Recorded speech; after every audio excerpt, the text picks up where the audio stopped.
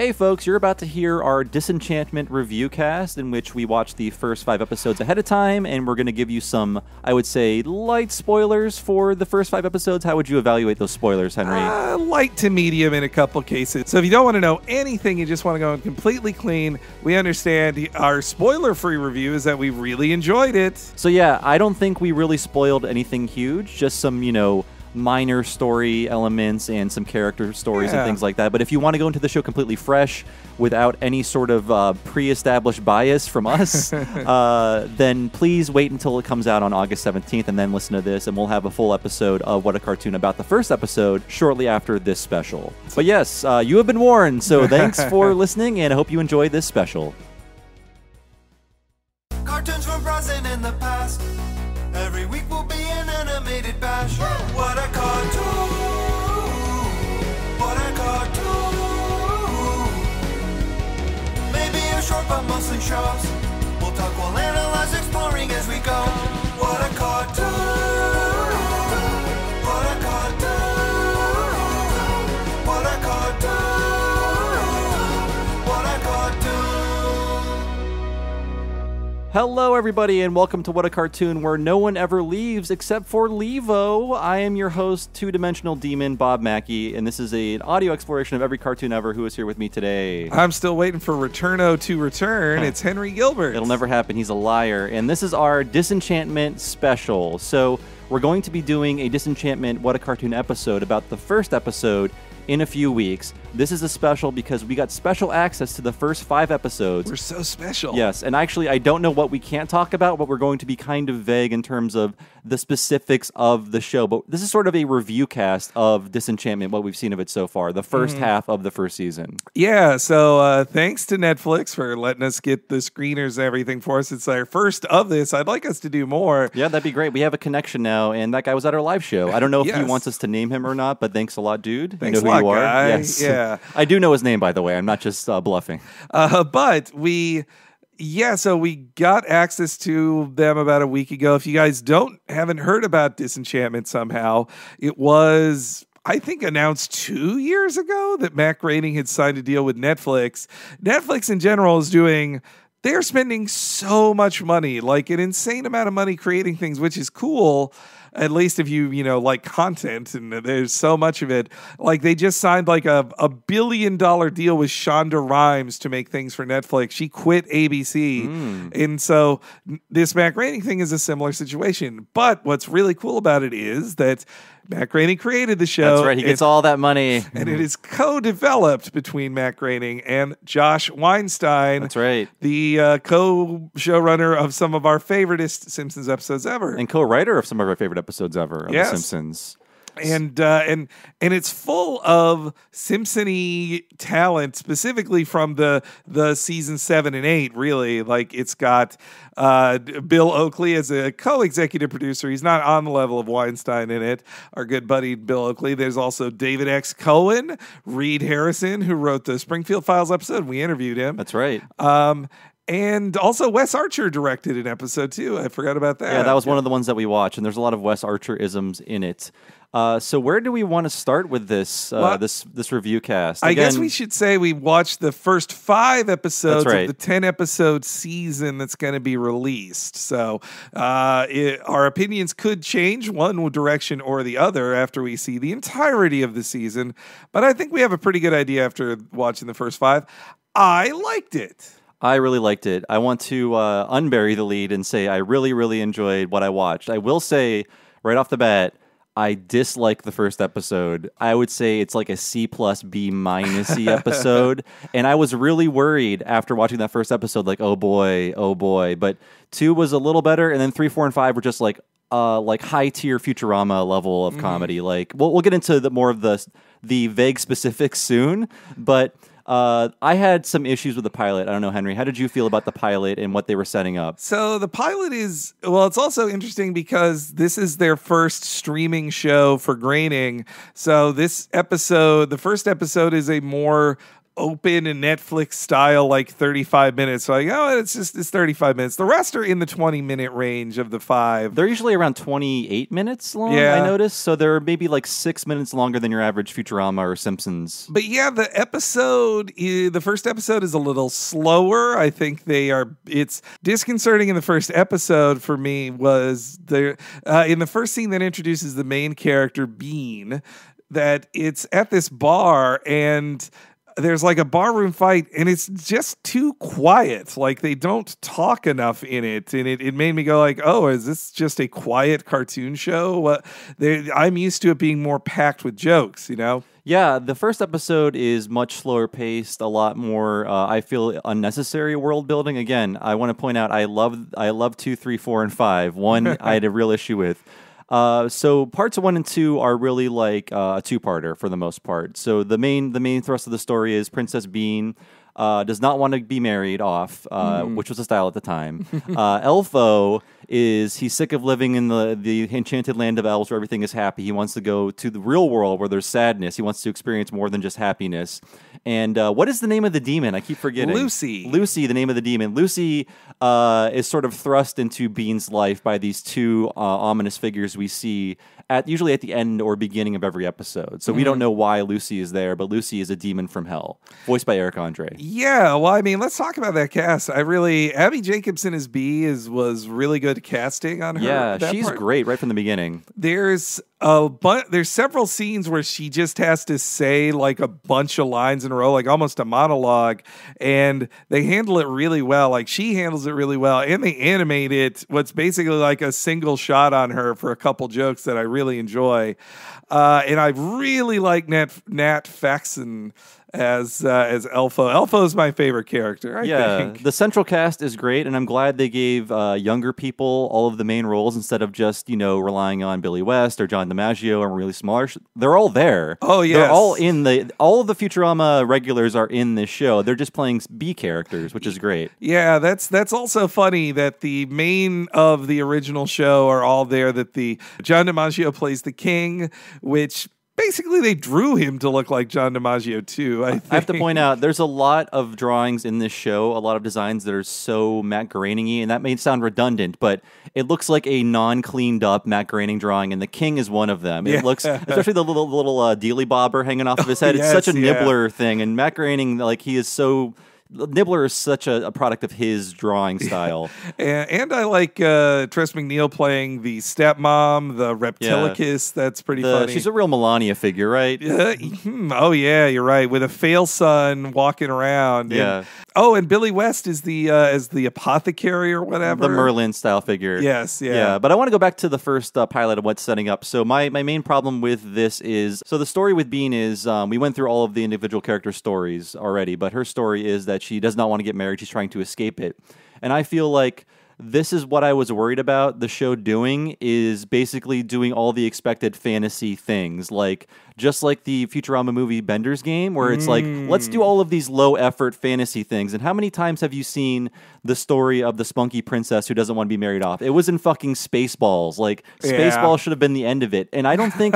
there are so many funny jokes, there's so many great scenes, there's so much great animation in that first episode, but I feel like there's nothing they do with that trope to make it interesting. So I would just like, get on with this. Get on with this story. They were being too careful with it, I think, and they were hitting all of the obvious stuff in the first episode, especially with like the arranged marriage idea, the competing kings going against each other, the introduction of Lucy. But though in the first episode, what really stands out to me, I love Elfo and everything in Elfland. That was the highlight for me, and I'm glad we don't go back there, but it's very much the happy little elves. Like they are exactly the happy little elves. Yeah, it's what would happen if they had like an economy and a society. They really take that apart. It's great. They all work to make candy and are then paid in candy. It doesn't make sense. But I want to go more into the first episode, and just so I can get on with why I like the rest of the show. The first episode sets up a lot that I feel like I don't need to know about. Like, I feel so. I watched 1 and 2, and then I watched 3, and I think 3 is my favorite one. It's the one where the princess is acting out in so many different ways with drugs and alcohol and drunk driving. And I was like, this could be the first episode. It like all the characters' personalities are established from the very beginning, and then maybe in future ones you could be like, where did Elfo come from? Where did Lucy come from? I feel like starting in the middle of a story is much more interesting than like, okay, let's wind it up and like let's start at the very beginning and explain where everyone comes from. I feel like it was I mean, you'll get over it after the first episode. You'll have more fun, but I just was like, oh man, this could have started at 3 and I would have enjoyed it much more. I think the pilot has a similar issue that the Futurama pilot had, and I think that in both cases they were just very into the concepts they had come up with and the world they built, that they wanted to explain it all up front. And then once they're done with it, in both the cases, they're like, oh, we need kind of a second pilot, and we need to restate things and show you what's fun about these people, not just the world, and also reintroduce the characters. I think, too, in the first episode compared to later ones, John DiMaggio's King character, he's too much of an asshole, and I think they realized in the later ones are like, well, look, we do have to show that he does like his daughter. He's just a jerk. Yeah, he's in the tough love. I feel. I think he said like the line. It was heartless, maybe cruel. Also, maybe. I do like the idea of this king with a lower class John DiMaggio voice. Yeah, it's a great performance too. I got to say, even though Lucy is kind of the bender of the crew, so we get really like 2 benders. Actually, like there's like 3 benders in the show, which is great. Well, it's kind of like Bean is if Leela was more bendery, but then also has a bender hanging out with her like that. Lucy was my least favorite in the first 2 episodes. The third episode, they finally give you something to like about Lucy. Yeah. But in the first 2, I was like, okay, Lucy's the bad boy, and he's just like original Bender was to me, where Bender's like, well, Bender swears and he smokes, and not much more to him. Like, you need to know that. Well, I came to care for Bender once you see that he actually likes somebody and he's not just a sociopath. And Lucy has a similar situation with that too. And I think that Princess Bean is not as interesting in the first episode, probably due to notes, because she's way more wild and stupid and fun in the future episodes. But I feel like they were probably like, make her more likable, make her, because I was expecting her to be more hard drinking, more, hard partying, but that all comes later. In the first episode, she is much more of like the regular girl kind of archetype. And then they break free from that, which I'm glad, because, Leela is kind of the Marge Simpson of the Futurama show, in that she is like the stick in the mud, the straight man. But in this show, I think the straight man is sort of Elfo, and that he is a perfect innocent. Yeah. He can be a little pervy sometimes in his own innocent way, but he is sort of the straight man of the 3 in this group. That's what I love about Elfo, that he is total innocent. He says things like, well, what's swimming? And then still will get in the water and then almost drown. And he just has all these, he loves being babied but also then saying like, I'm not a baby. And I'm a toddler. I'm a toddler. So that's what I love about Elfo. And it's also what I think I really got after in the rewatch of it, was that Bean is the center in the show, and really Elfo and Lucy are her good angel and her bad angel. I was thinking that too. Shoulder. Yeah, it's like the perfect innocent and the perfect evil are her friends in the show, her companions, and she's sort of just trapped in the middle. And they both have similar height, which that's an interesting choice. They're like, 2 characters should be short, not just 1, too. But and I really like how Lucy is always just this 2-dimensional object in this world of. It's a 2-dimensional cartoon, always of course, flat. But I love how Lucy is always flat, and the animation really grew on me. I think it really picks up after the first episode. I was so impressed by the color choices, like the soft lighting in so many scenes. I think it is up there with like Fox Futurama. I was going to say originally Comedy Central Futurama, but they really pick things up after the first and second episodes. There's a couple moments where I'm like, oh, this feels like Comedy Central Futurama. Nothing. If Simpsons doesn't look like old Simpsons anymore, so it's not fair to compare it to that. I think it looks better than New Simpsons. Yeah, I'd Yeah. say that. Though, if you're curious, like, is this show more Simpsons or Futurama? This show is fucking Futurama. Like, this is Futurama ass show. And after that first episode, which I'll stop talking about because you're probably sick of me complaining about it, it is sort of the Weinstein style of humor, Oakley style of humor, where it is hyper stylized dialogue. Characters talk in no way that any human would talk for the sake of making a sharp linguistic turn in the middle of a sentence to surprise you with a joke. And after that first episode, I'm sorry I brought it up again. There are so many just rapid fire. I have to rewind to watch these jokes, and I can think of a few in my head. Merlin is coming up with, I think he's testing Elfo or something. All of these ran together because I watched them all at once, by the way. So Merlin is testing something, and he's bringing his reports to the king, and he's like, I've tried all 3 kinds of sciences, and the king is like, even smoke? I died. Oh, I yeah, died. and then he says, he's offered something else, and he says, I don't like the sound of that. Do it, but don't say it again. Yes, exactly. Those kind of jokes are so Futurama jokes where characters immediately contradict themselves, or they immediately. It's just so hyper stylized. Another runner I like, and it might be hard to describe, is in the 3rd episode, or the 4th episode rather. Bean throws a party and she has to clean up. And the king returns and he's checking stuff out. He's like, yes, room is clean. The chimney's in good order. And then he keeps narrating everything he's doing throughout the rest of the scene. Yeah. And then you find out he had a stroke. And like, why are you talking like that? He's like, I had a stroke. There were he has so many great jokes of just the hyper delayed, and he sees what's the problem. He's going to get mad. Yeah. Like there's so many amazing jokes with DiMaggio's character, the king, getting mad. Like he's really, they find tons of humor with him while still making him not completely hateable too.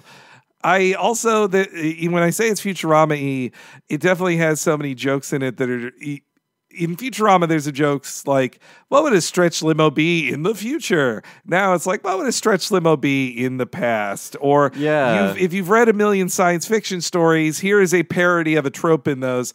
They have so many similar things in Disenchantment too, such as a play on 4 o'clock and all's well, that type of thing. Yeah, and you're so right about that. But it's not as simple as that. I like how it's like, think of all the modern things you have in your life, and what would it be like in the past / fantasy world? Mm-hmm. I like the horses or the donkeys with the little sirens on their head that are powered by the wind, and they hee haw instead of there being a siren. Yeah, that's very great. cute. Now, another of my favorite timeline jokes is when the king goes like, he mentions a rodeo, and he's like, do we have rodeos? What am I talking about here? Yeah, all the great, like they want to have a party because parties were just invented 5 years ago. Yes, yeah. Things like that. And there's also so many great bits that come out of the characters. I really ended up liking her nursemaid.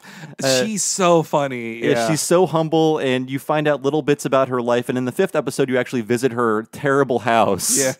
They only have a door because a horse chewed a hole through the wall. It is so great.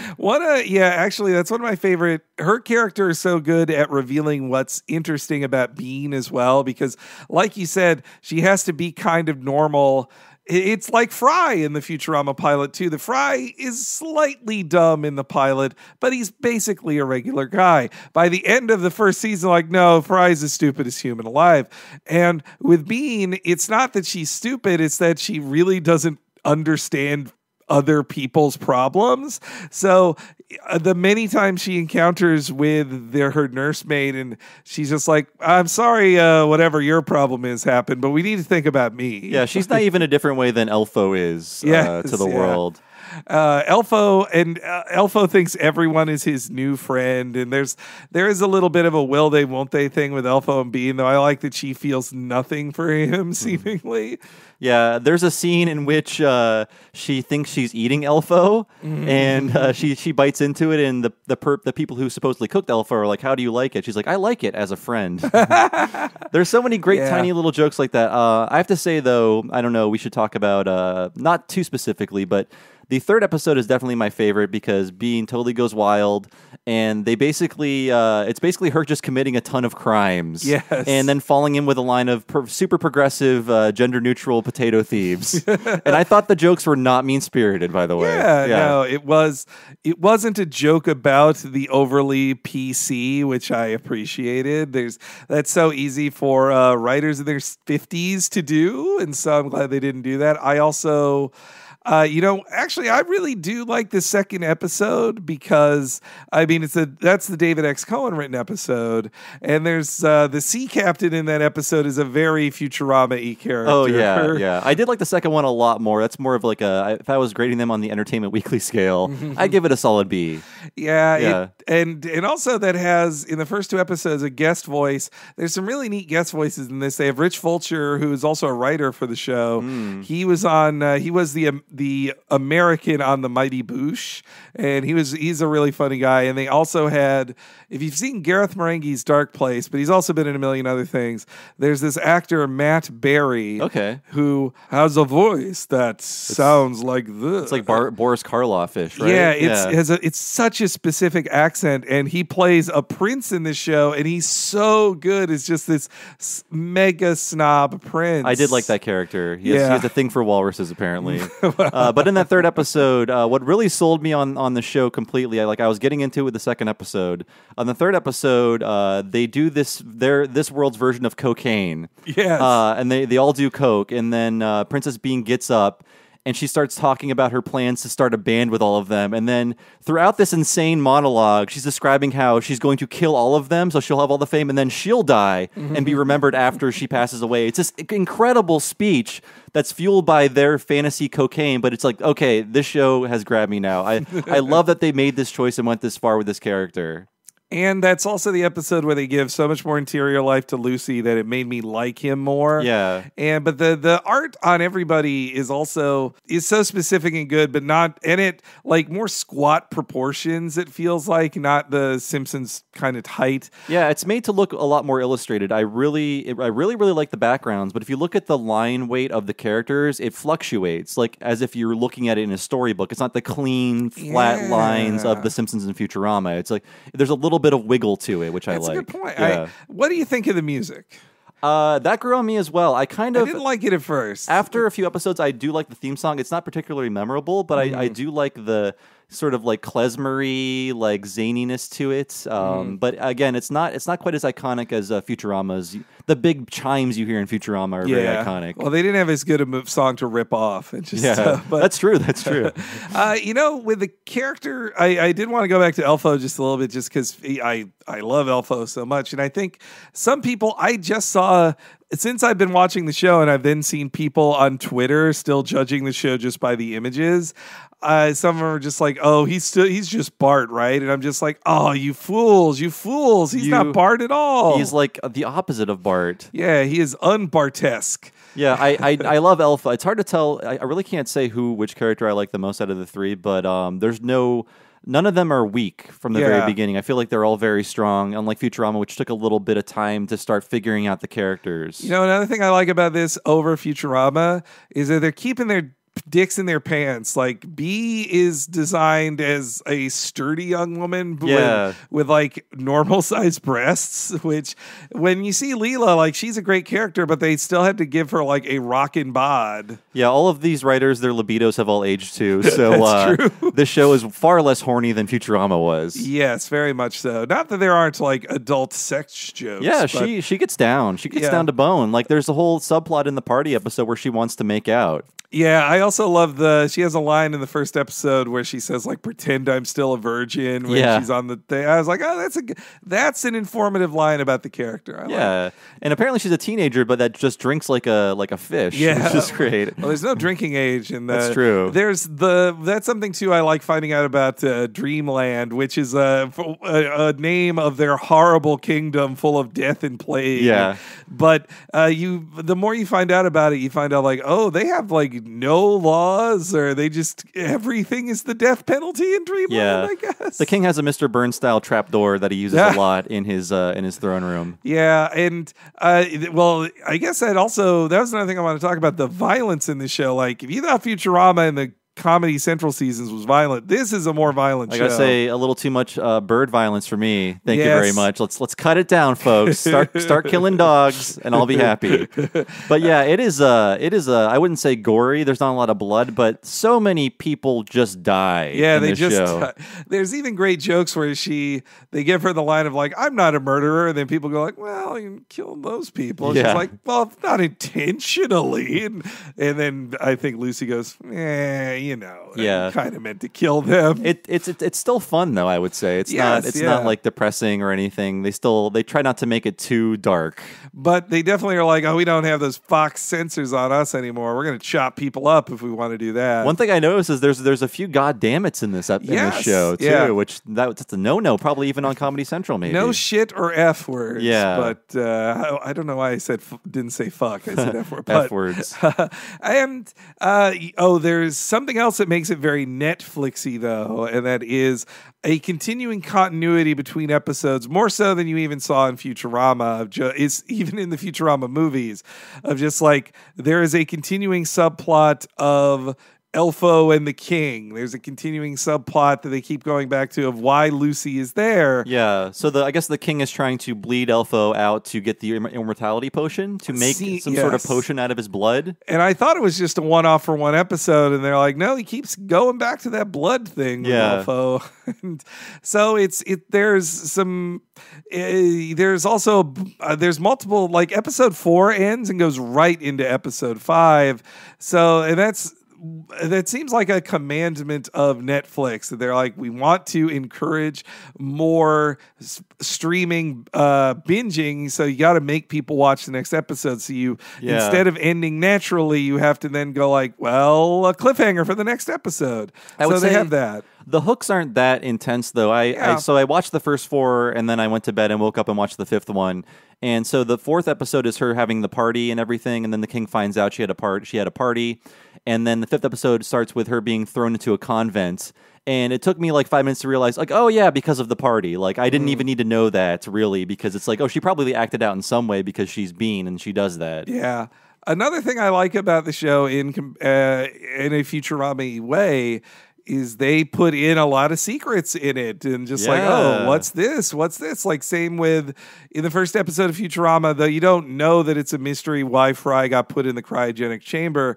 They do tell you like, well, Leela doesn't know who her parents are, like, and so they have a few of those in just starting in the first episode, mainly with like who sent Lucy there, and it feels like there's a mystery with Bean's late mother as well, too. I think so too. And in the first or second episode, I should have paused and taken a screen cap or something, but like a character runs by in the background, and I think it's meant to be like, ooh, who is that? It's a very specific character. Yeah, I should watch that back too. That's what they hid stuff in plain sight all the time in Futurama as well. So I think this also sounds like a reverse Futurama situation of that it was Oakley and Weinstein who helped David X. Cohen but he ran the show. Now it's Weinstein running the show, and Cohen is the guy who comes in and helps a little bit with that. It really is my sort of perfect Bill Oakley, Josh Weinstein style humor. I'm not saying I still love season 7, 8 of The Simpsons, of course. That's like the best TV ever. But I loved, again, the hyper stylized dialogue. Every bit of expository information has jokes packed into it.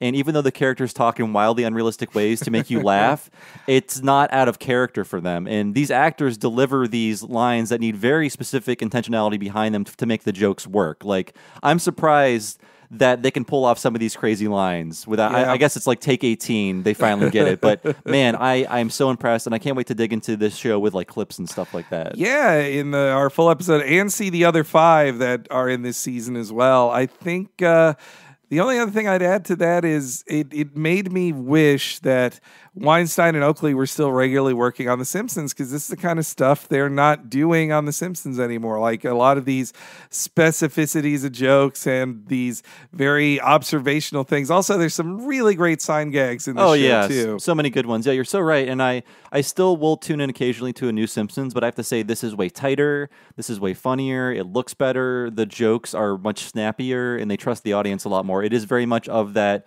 old Simpsons style and even the Futurama style. And I think we have a new appreciation for Futurama.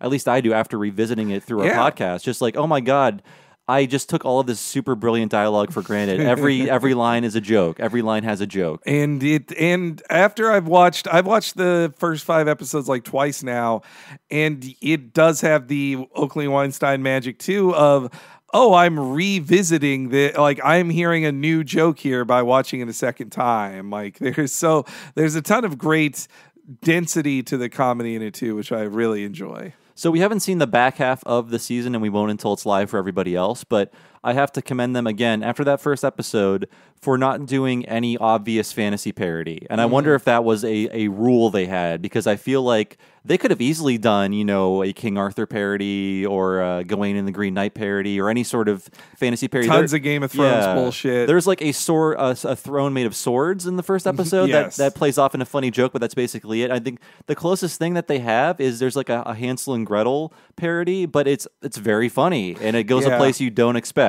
Yeah, I don't want to spoil that one. Yeah. It reminds me how in Futurama sometimes they held back from getting a direct like Star Wars or Star Trek reference, but then other times they would just be like, you know what, let's just redraw that scene from Star Wars. Yeah. And then they would just be like, oh, let's just do Lord of the Rings with dress up all the characters. We're Lord of the Rings now. Yeah. I hope they don't ever do a One Ring story or a Queen of the Dragons bullshit, any of that. Like it's more about just how shitty it would be to live in a world of death and monarchy of dreamland. And I think most importantly, these are guys that they love writing old-timey jokes. And this is an old-timey world. I mean, Futurama has old-timey jokes in it. But now this is nothing but old-timey jokes. And they are just living in this old-timey world. And I think they love it. I'm so glad we've watched it now because I feel like oddly tangentially related to Disenchantment because we were interviewing Bill Oakley when he was working on Disenchantment. That's but couldn't right. talk about anything. That was the funniest thing ever that in our first interview, he's like, well, I don't have anything to plug now, but boy, are you guys going to be excited. And he was right, man. This was the dream casting. And I'm really thankful, Matt Groening, you can say things about him now that he's like getting older, saying sillier stuff, but the fucking Oakley and Weinstein, they're not in the Simpsons Fun Club anymore. Yeah. But Matt Groening let him back in to do this, which I am really happy he did. I guess we'll never know the weird politics, but just paying attention to who is invited back, it seems like they aren't really invited back Not ever. really. They got to go there for the commentaries. They did do that. That's basically it. Yeah. And they were not included into the movie staff. I don't know if they were invited. It's just it feels kind of off to me for two people who were so important to the Simpsons history. Yeah. I don't get it, and I don't want to ever ask them about it. I'm sure it could be a sore subject. Mm-hmm. But yeah. I mean, it's even weirder that like, okay, so you'd say Bill Oakley, he moved to Portland, then fine. Maybe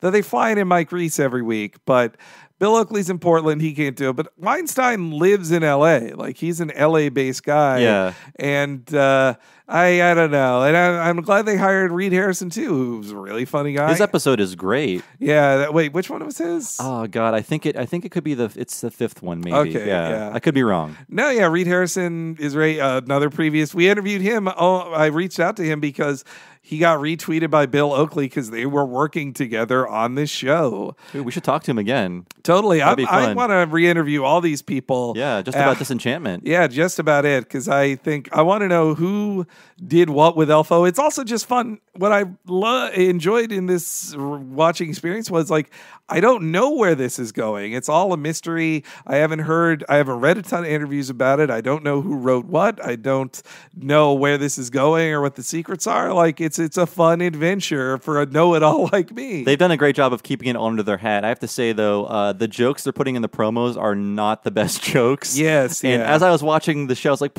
make that joke the promo joke. Like Bender shitting a brick was a great promo joke, and they put that in every promo. The jokes are just sort of like the softer jokes I see in the promo. Yeah, maybe they have the philosophy of like, don't give away the best jokes in the trailers. But I think they are maybe being too cautious that people are underestimating the show. But Netflix shows really only do good by word of mouth anyway. It just becomes the thing everybody tells you. Watch Orange is the New Black. Watch this anime. Watch Little Witch Academia or all these other shows. That's kind of how Netflix shows go. And it already has a second season commissioned. Like, so there's these 10 episodes, and I believe it'll be 10 more next year. That's great. So, and I want to point out, I almost forgot to say this. What I really liked in the first episode is, so every every episode has sort of unique credits with just these 2D scenes, usually done in silhouette to sort of show you what's going to happen in the episode. In the first episode, the first people listed are the cast members. Yeah. The voice actors, which I was like, they don't do that after that, but the first episode is, here are the 3 main cast members, here's Billy West and John DiMaggio and That is Maurice very LaMarche. different. Yeah. Grading shows never do that. Up front, and I don't think Futurama had credits over the title scenes. It was like credit. It was like The Simpsons, like title scene, and then credits play over the first act. Yeah, no, same deal. It was different to not see the credits over the first act. It's kind of nice. It's like that clutters up so much of the screen, especially in those Treehouse of Horror episodes. I think, casting wise with the 3 leads, well, Nat Faxon isn't that famous, but I mean, like Eric Andre and Abby Jacobson are more well known at the time of the premiere than Billy West, Katie Seagal, and John DiMaggio were, and The Simpsons, they just inherited the Tracy Ullman people that they got. They don't cast for stars in grading shows usually. They cast for good voices, and this is the closest to a star turn. But I just love that the insane anti-comedy genius of Eric Andre is now in a Simpsons-related show. That's great. And I kind of like, Billy West, Tress MacNeille, Maurice LaMarche, Dave Herman, they're all over this, but they're not so over this that it's distracting. Like, I feel Futurama, we talked about it on our podcast series, there's maybe too much Billy West. When Billy West is voicing 8 characters, and you're like, I know you guys like him, but maybe one other actor could come in. Please. Yeah, Fox money. Like, come on. I know Phil Hartman's dead, but please. But yeah, Billy West is great in this, by the way. His Merlin character. Maurice LaMarche plays a good kind of Kif style advisor to the king. Yeah, that's a good way to put it. Kif style, I like that. And Tress is the evil, well, not evil, but like the stepmom, the which you need that in a fairy tale too. Yeah, I like the stepmom. You don't know what she is, but every time you see her, she's got like, oh, now she has tentacles. Now she sleeps upside down. I love that. Yeah, I wonder by the end of the season how weird is she going to get, and I also wonder if by the end of the season, like, will they do the Netflixy things, which are like try to add more drama, have a big cliffhanger at the end, like freaking MST3K, which did not need it, had a giant cliffhanger at the end of the season. So if they put that on the silly puppet show, then they're going to put that on this show, I would think. Well, I mean, Matt Groening was sort of teasing this show is funny, but it also has a lot of emotion. And I haven't seen too much of that emotion yet. They do make you feel for the characters, but I feel like that'll come out more towards the end if that's what they're working towards. Yeah. I mean, I guess that's kind of it then. I hope we didn't spoil too much for you guys, but yeah, again, I want to know what you think when that episode comes out. First episode, give it a chance. You might like it more than me, but if you don't, keep going, because 3, 4, and 5, I was just having a blast. Like, so many great jokes, like the snappy pacing of Futurama, and again, no obvious parodies, which I like. They could have. That's what I was so worried about. But I should know better because Bill Oakley and Josh Weinstein are comedy gods, and they would not do us any wrong. We should. Well, it was, now that I've seen at least this half of the season, to know that it's good. I will say, in the back of my mind, when they announced this, I was like, but what if they're not funny anymore? What if they turn into old men who are out of touch and are just running The Simpsons for 20 years and kind of cooling down? I was worried of that, that didn't happen. They're still insane joke machines, and they have not had their politics get worse. Again, I was kind of worried about the potato thief gang. But all of the jokes around them were so original and so funny, and again, not mean spirited. I really, really enjoyed it. I love the designs of all 3 of them too. Yeah. Like, it's gorgeous. So I thumbs up to Disenchantment. So yes, thanks for listening, folks. If you're listening on the free feed, we have some news for you. So like we said earlier, we'll be doing a full What a Cartoon episode about the first episode of Disenchantment. Henry, when will that be going up on Patreon for our $5 Patreon subscribers at patreon.com/TalkingSimpsons? Just 3 days after the show premieres on Netflix. So the show premieres on Netflix. Netflix, and then you got 3 days to watch it. And easy to binge a show That's like that. 10 quick. episodes. Yeah, 10 episodes. You'll be done. And then the episode will go live on patreon.com/Talking Simpson, and in the feed, the podcast feed you get when you sign up for it. And so we'll be doing the first episode, Bob's hated first episode, in the same regular What a Cartoon style. I'll have a better attitude about it, I swear. But if you're not on the Patreon, it will come out for you on the 27th. But for $5, you can have it a whole week early, and you can hear all of our amazing opinions, and we can actually spoil things and do clips. And what else is happening on that Patreon, Henry? Well, we did mention it a couple times, but the interviews we did with the people who worked on Disenchantment, we did with them while they were working on Disenchantment, and they could barely say anything about it. But you could still listen to our interview with Bill Oakley, our second one, and with Reed Harrison, both only available on the Patreon in full. And we've got some cool interviews coming down the road for you folks, so look forward to them at the patreon.com/Talking Simpsons. And I mentioned our Talking Futurama series that's only on the Patreon, and you won't just get the Disenchantment episode a week ahead of time. You'll get every episode of this podcast a week ahead of time and ad-free. Same goes to Talking Simpsons. Again, that's patreon.com/Talking Simpsons, and we'll see you soon with another episode of What a Cartoon. Thanks for listening, folks. Bye.